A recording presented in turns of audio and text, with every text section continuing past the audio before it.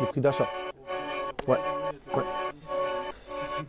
Bonjour Nadi, la question du jour, comment négocier au mieux le prix d'achat de sa maison? Il est culturellement ancré qu'une maison, ça se négocie. C'était peut-être vrai il y a quelques années, mais les choses ont changé. Prenons un exemple concret. Max mène l'étude depuis 3 ans. 58% de ses ventes se sont réalisées sans négociation. Et en cas de négociation, le montant moyen est de 2,9%.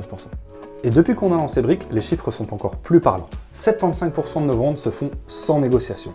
Pour le reste des dossiers, on a constaté qu'il y a 1,25% de négociation sur le prix total obtenu. Cela représente donc une négociation de 2 500 € pour un prix affiché de 200 000 € pour une maison sur 4. Ces chiffres représentent la réalité du marché en 2021. On a toujours autant d'acheteurs, mais le nombre de mises en vente est en baisse, ce qui tend par nature à restreindre la marge de négociation. En clair, toujours autant d'acheteurs, moins de maisons. Et c'est aussi pour ça que les prix montent. Si malgré tout vous voulez négocier le prix d'achat d'une maison, voici ce qu'on vous conseille.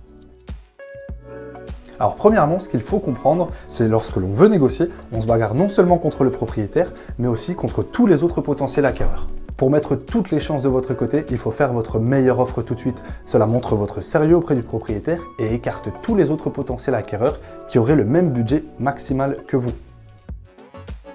Présenter un dossier bancaire béton. L'idéal serait déjà d'avoir des garanties financières, un accord verbal de votre banquier.